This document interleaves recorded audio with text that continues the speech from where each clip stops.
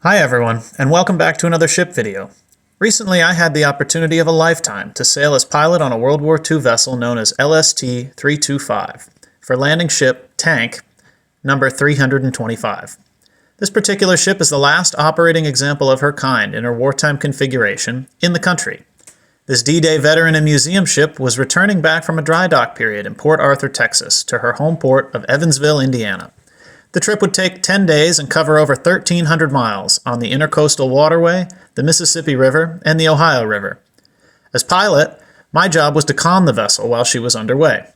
In this video, I'll talk about how one actually drives an 81-year-old veteran warship up the second longest river in the United States. Enjoy!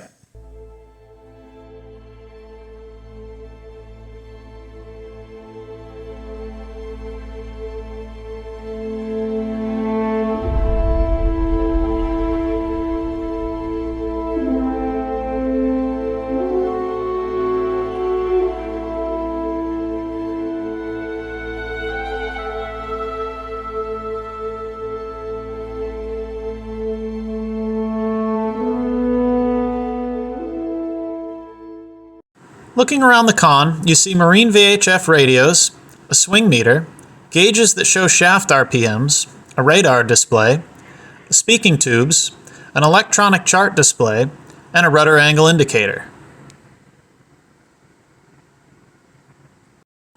It's a small space, but as you can see, it holds lots of important equipment. Let's talk about a few key pieces that we use for safe navigation. First is our swing meter. This particular piece is of World War II vintage, and it's absolutely essential equipment for piloting on the river. Its job is to show the rate that the heading of the vessel is changing, and in what direction it's changing. We call this swing, and without it, it would be difficult to judge by eye alone the rate at which you may be turning towards or away from something, like an object, a riverbank, a buoy, another vessel, or just your desired heading. You can see here the vessel is swinging to port.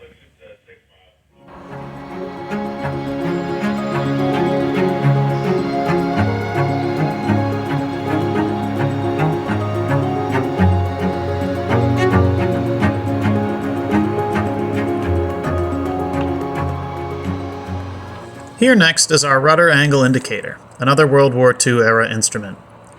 Its job is to display the angle at which the ship's rudders are positioned while steering the vessel. In this case, 6 degrees port rudder.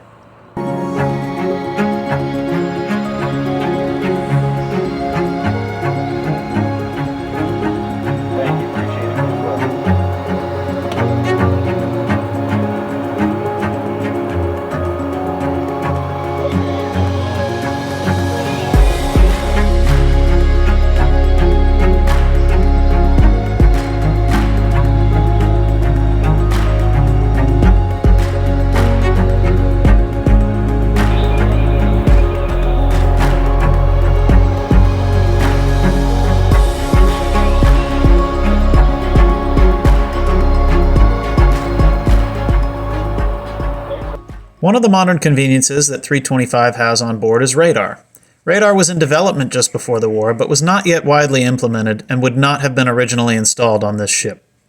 The display shown here is actually brand new and was just installed this year. Its job is to send out waves, which bounce off of objects and return, painting a picture of the surrounding environment based on the time it took for the waves to return. Another essential tool on the river, especially at night. Well, all those instruments are well and good, but Jake, just tell us how to drive the thing.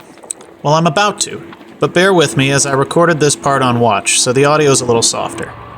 So everything is non-follow-up, which basically means we have this little steering lever. If I push it to the right, the rudders push the boat to the right. If I push it to the left, the rudders push the boat to the left. But they won't come back on its own, even though the lever's back in the middle. So what I have to do, push left. You see, my rudder angle indicator is now midships, and my swing meter is starting to show that the boat is swinging back to the left. Hopefully going to settle up right in the center. that's how you steer.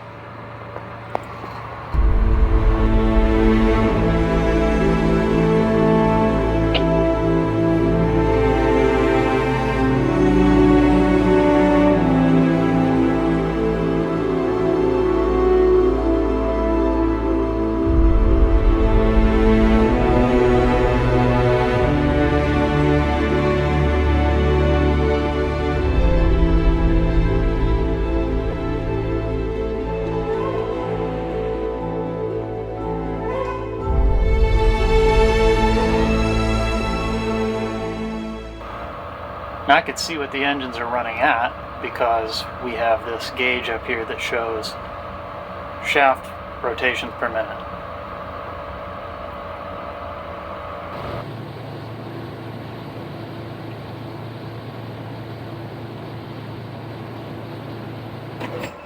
I've even got a windshield wiper for running in the rain.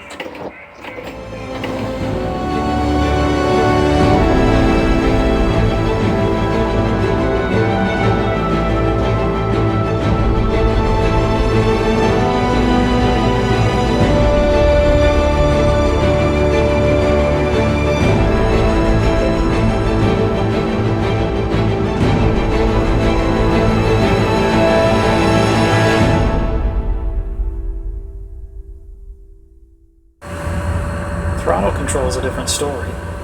I'm up here in the conning tower, and all I have is steering. So what I have to do is speak to the wheelhouse, which is 2 decks below me, who has throttle control, through a speaking tube. This is the speaking tube, which runs from my console straight down through the deck.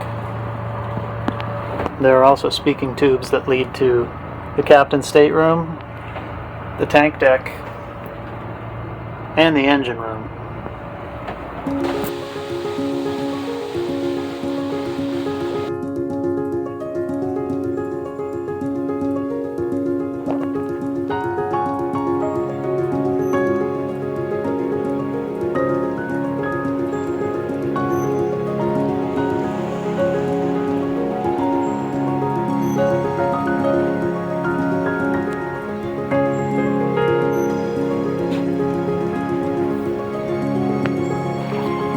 Thanks for coming with me on this trip, and I hope you enjoyed this video about piloting the LST-325, one of the last World War II LSTs in the US. If you liked this video, go give me a like or a comment, and if you like videos about ships, well, I post a lot of them. Subscribe for more and check out my channel for plenty of ship videos and other assorted stuff. I'll also be putting together a few more videos about my experience aboard the 325, so stay tuned for those. Until then, stay safe. Fair winds and following seas.